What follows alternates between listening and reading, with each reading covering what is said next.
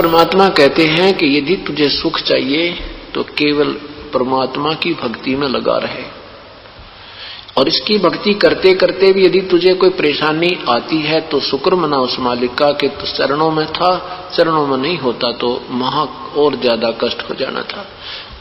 जैसे हमने कई अनजान बहन भाई जो तत्व ज्ञान से परिचित नहीं होते, परमात्मा के संविधान से पूर्ण रूप से जानकार नहीं होते, तो मन में थोड़ा सा कोई हानि हो जाती है तो खोट पैदा कर देते हैं।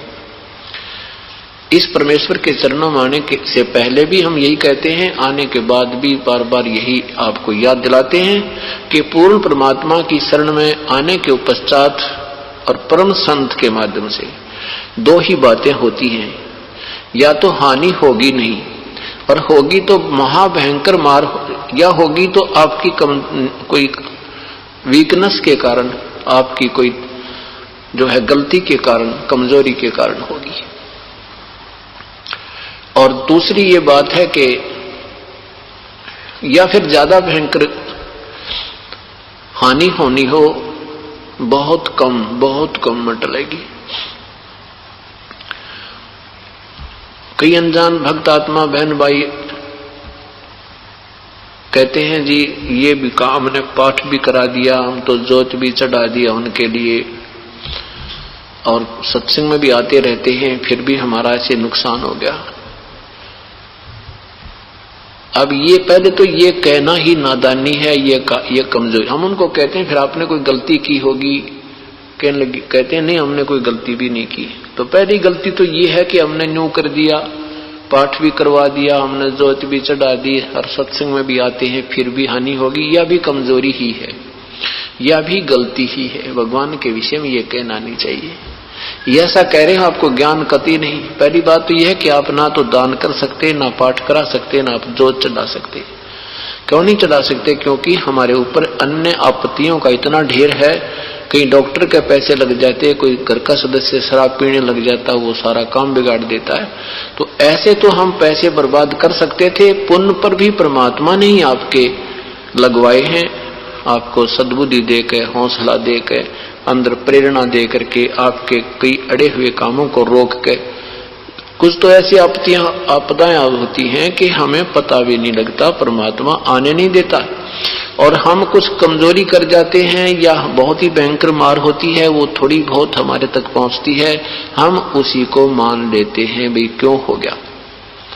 कारण यह है कि हम यहाँ सुनते हैं कि हमारे ऊपर कोई आपत्ति आनी ही नहीं चाहिए, उस भक्त ने को परमात्मा ने ऐसा प्रोटेक्शन दिया, ऐसा बचाव दिया, उस भक्त को ऐसे लाभ हुआ। फिर कहता है कि मुझे क्यों नहीं हुआ, मुझे ऐसी হানি क्यों हुई। इसके भी बहुत गहरे, इसका भी गहरा विचार होता है, इसका कोई और कारण होता है। जैसे कई ऐसी पुण्य आत्मा हैं जिनके पिछले भी पुण्य संस्कार आपके उनके साथ हैं, और कुछ ऐसी हैं जिनके पिछले पुण्य इतने नहीं हैं, फिर उन्होंने अब तैयार करने हैं, उनको थोड़ा सा इंप्रूव होने में टाइम लगेगा। जैसे एक भयंकर बीमार हो, एक थोड़ा बीमार हो। थोड़ा बीमार तो 2 दिन की गोलियां में ठीक हो जा, और ज्यादा बीमार है उन्होंने 3 महीने गोली खानी पड़ जाए जब जाकर सेट होए। तो इस तरह अपनी स्थिति को समझकर प्रभु को उलाहना नहीं देना चाहिए। अब जैसे किसी ने कंबल ओढ़ लिया और फिर भी सर्दी महसूस हो रही है, तो कोई न्यू का मैंने कंबल भी ओढ़ रखा है, स्वेटर भी पहन रखी है, और फिर भी जाड़ा लग गया, क्या फायदा हुआ इस स्वेटर और कंबल का। तो क्या कह सकता है समझदार व्यक्ति ये बातें? आज हम भक्ति मार्ग में ऐसे हैं, जब कंबल भी ओढ़ रखा है, स्वेटर भी पहन रखी है, और फिर भी सर्दी सता रही है, तो सर्दी ही ज्यादा है। कंबल और स्वेटर ने अपना प्रोटेक्शन जितना उनकी औकात थी वो कर रखा है। अगर यदि ये भी ना होते तो आपको सीधा नमूनिया हो जाना था, मृत्यु हो जानी थी आपकी। तो इसी उसका तरीका क्या है? कंबल को उठाकर फेंक देना या स्वेटर निकालकर डाल देना समझदारी नहीं है। उसका तो और ऐसा ही तरीका अपनाना पड़ेगा, उसको बढ़ाना है, उस प्रोटेक्शन के तरीके को, सर्दी से बचाव के तरीके को बढ़ाना है। जैसे एक कंबल और जोड़, एक और ओढ़ ले, उससे भी नहीं बात बनती है तो को रजाई कर प्रबंध कर। तभी वही समझदारी है। तो जैसे हम एक पाठ कराते हैं, जोत बोल दी है, 10 रुपए दान किया है, फिर भी हमें राहत नहीं मिली है, तो यही तरीका है और कोई तरीका नहीं। इसी डोज को और बढ़ाओ और एक दिन देखना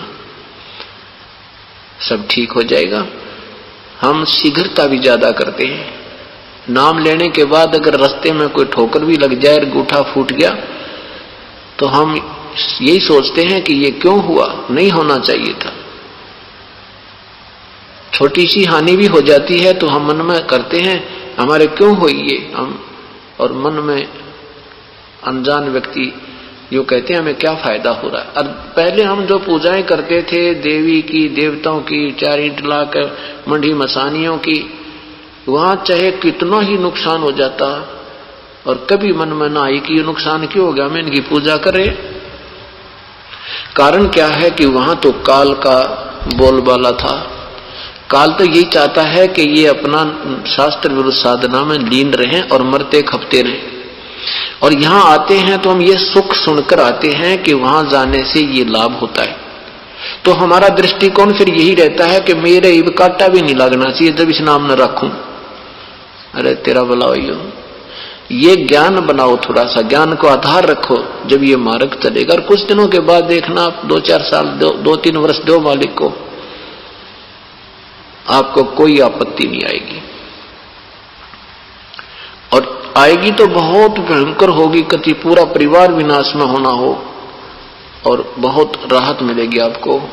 ऐसा कोई संयोग आपका जुड़ा हुआ, क्योंकि हम युगों युगों के पापों को इकट्ठा किए फिर रहे, पुण्यों को तो स्वर्ग में समाप्त कराते हैं, फिर यहाँ छोटी मोटी कोई पद पोस्ट प्राप्त करके यहाँ विनाश समाप्त कर जाते हैं। और पुण्यों का तो बहुत गुना ढेर है, बहुत गुना ढेर है उनका, पापों का तो बहुत ढेर है। तो उन पापों को अब हमने कम करना है, उसका तरीका है ये जो आपको विधि बताई है। सिमरण करो, सेवा करो, सत्संग सुनो, और ऐसे ही आपका आत्म कल्याण संभव होगा। तो परमात्मा कहते हैं इसमें थोड़ी सी शांति रखो। धीरे धीरे रे मना, धीरे सब कुछ होवे, माली सींचे सो घड़ा, समय आवे फल होवे। जैसे एक आम का पौधा बीजा जाता है, आम के पौधे को बीजते ही उसको फल नहीं शुरू हो जाते। आम के पौधे को बीजते ही उसमें फल नहीं शुरू हो जाते, उसको 12 वर्ष तक, 10-12 वर्ष लगते थे उसको पेड़ बढ़ने में। और तब तक उसमें सैकड़ों घड़े पानी के सिंचाई कर देता है माली, वो जानकार व्यक्ति है जिसको पता है कि ये आम का बीज है और इससे ही फल लगेंगे, इतने लगेंगे कि 2 पीढ़ी तक समाप्त नहीं होंगे।